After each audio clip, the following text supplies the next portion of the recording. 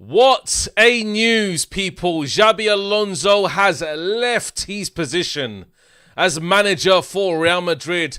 What a bombshell to start this Galacticos podcast with Will, aka Football Carnage.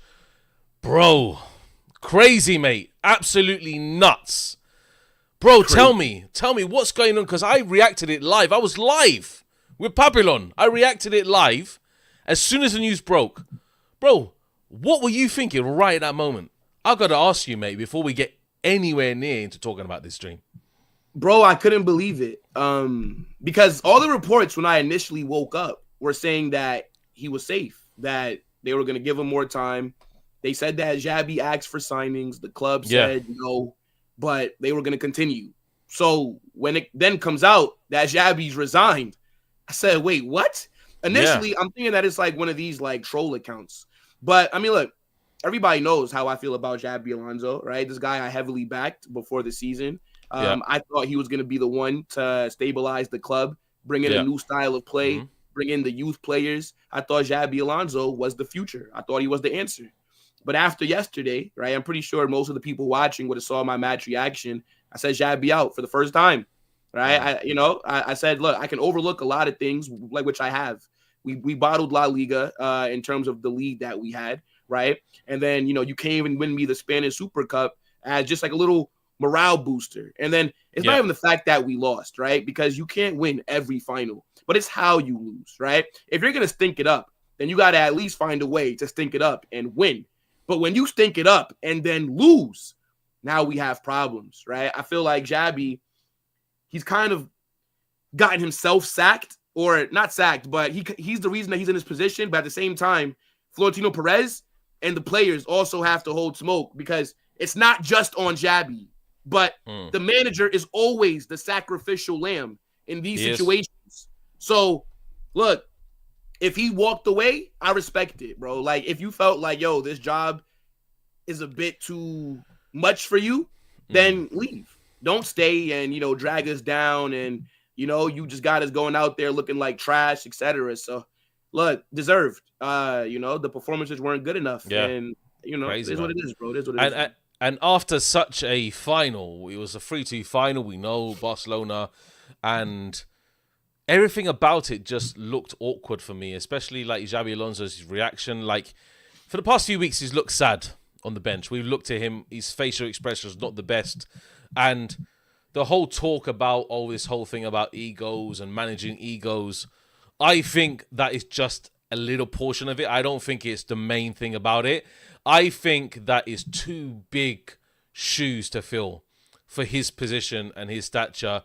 I think Xabi Alonso as a manager, if he had maybe a different team, I don't know where he would have gone to with this whole Real Madrid management era of Xabi Alonso. But a lot of people were calling it out, obviously, over the last few weeks.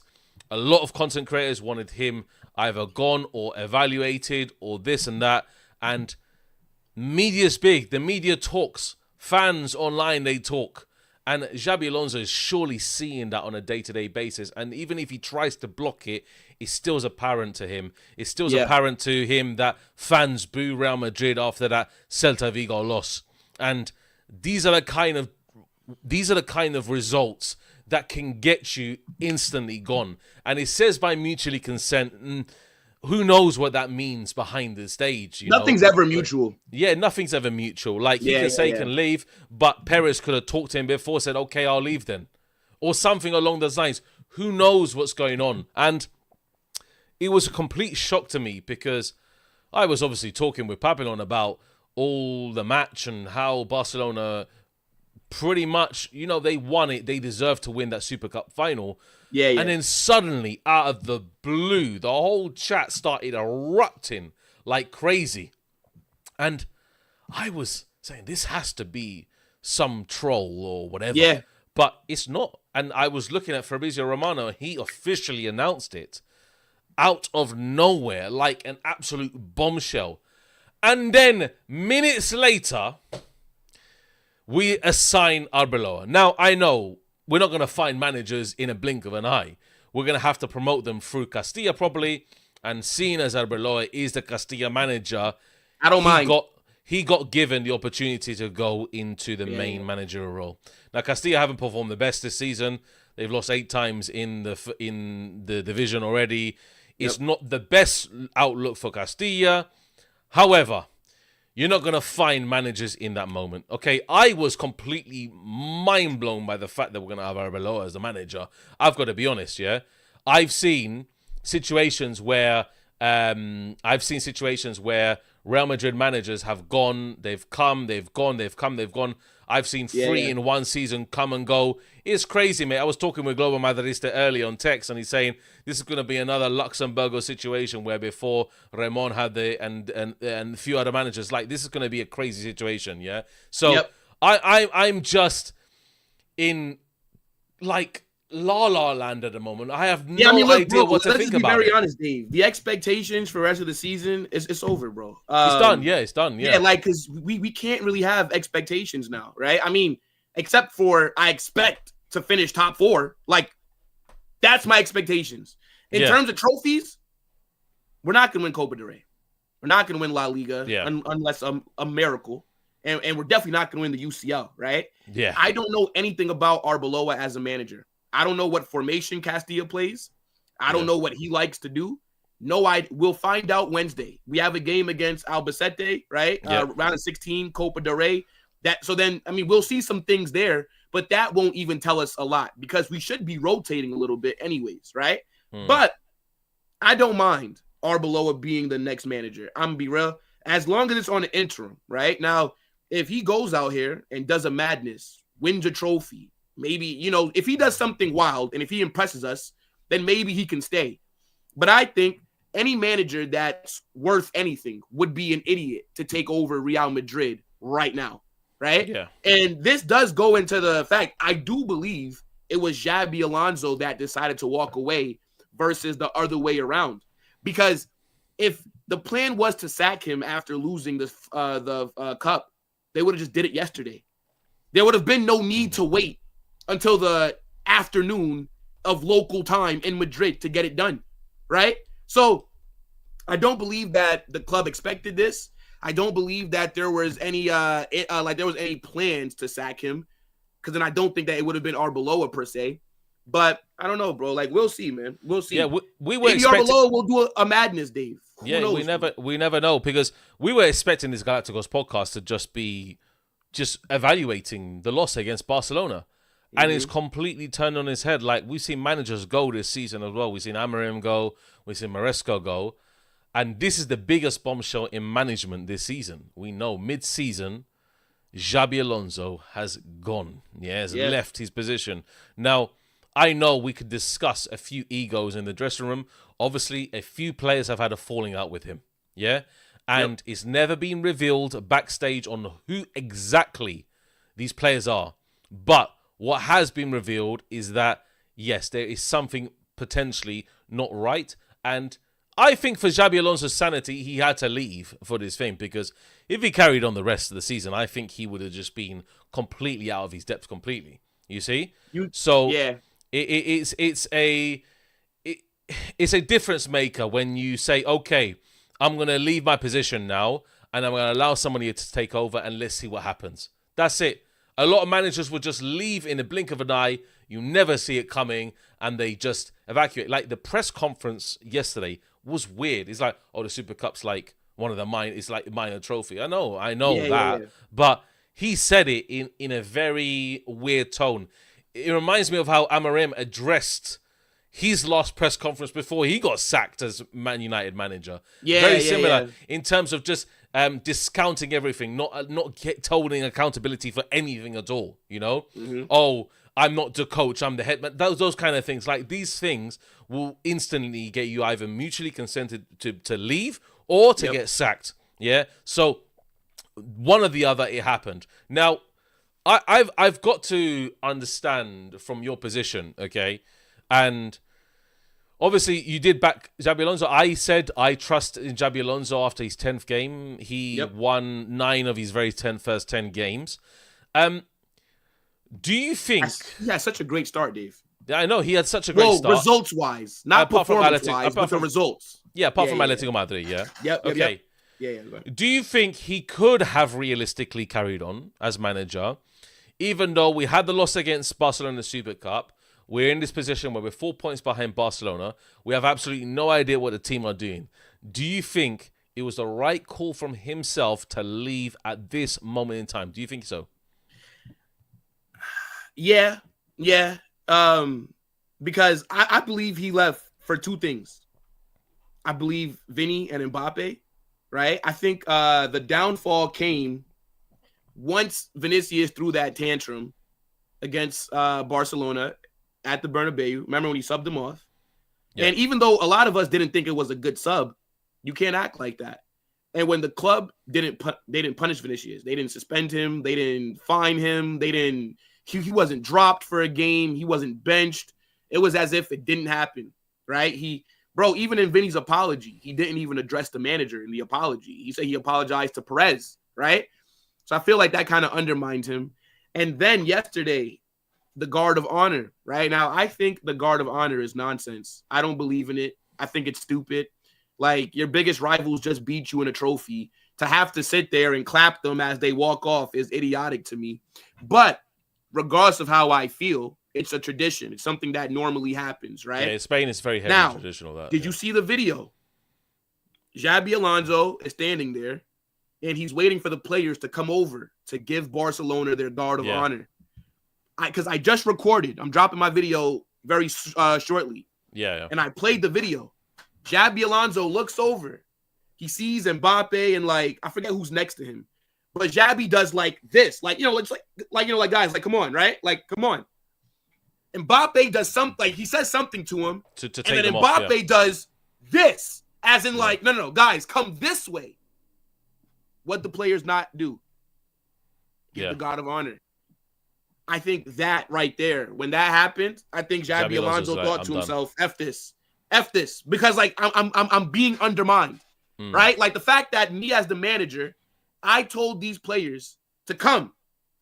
And then for a player to tell the other players, no, we're not doing that, after I just said that we're going to do it, I think in a situation like that, you have to leave. Yeah. Once the players do not respect you, then that means you're going to give them tactics. You're going to give them game plans. They're going to go out there and just do their own thing. Yeah. So it's like, I think that right there, because I didn't even realize. I know that Mbappe didn't want to give the guard of honor, and I know that a lot of other players didn't, but I didn't know that Xabi told them to come on, let's do it, until I saw that video. That, to me, is where Xabi probably on the plane, in the back room, was probably thinking to himself, like, nah, bro, like, it just can't work.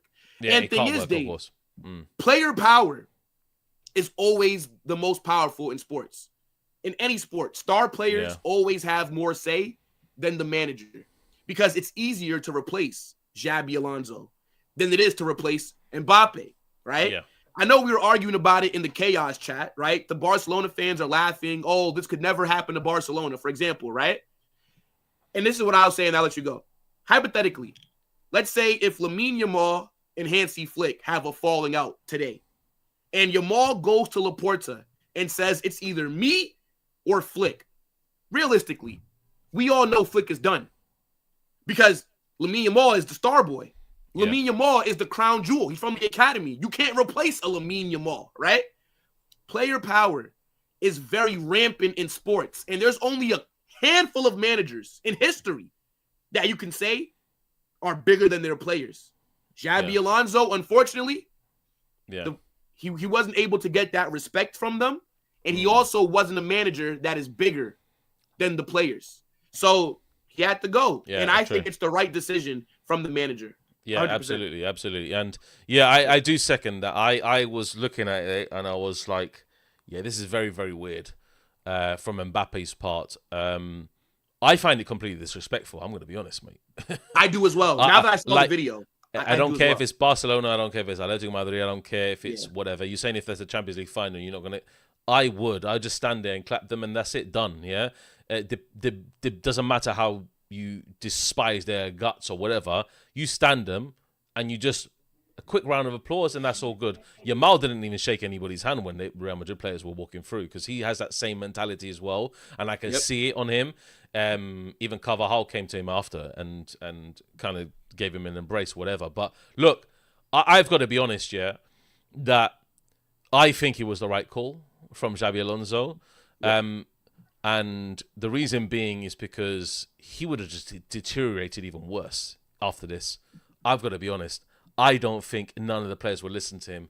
And seeing that he did come from a relatively successful period in his lifetime as a manager to take over Real Madrid, I was saying that, look, maybe he could have been the guy. Maybe he could have been the guy to lift us trophies and so forth. However, there needs to be someone stronger headed than him. I'll tell you, Real Madrid are going to have problems finding a manager that is going to cope with these guys. It's going to cope. Either we get you need a Jose Mourinho. Yeah, you need someone. That's what you need. I mean, like, not in this current state, but not in his current state. I think Jose would take the job right now. I know that he's at Benfica, right? But they're shambolic. I believe Jose. I think he would take this job right now. I think Jose would be back there punching players up. They'll be back there just fighting. He's doing interviews like black eye. But I think he would be able to get, because see, it's certain managers. What I'm saying, right? Like, it's certain managers. It doesn't matter who you are as a player. When they speak, you listen, right? Like Jose, right? Let's say Zidane people will listen. Zidane, they would definitely listen. 100%. Yep, like if you bring back Zidane, for example, right? You don't question him. If Zidane tells you to give the guard of honor, Mbappe's not even thinking about saying something back.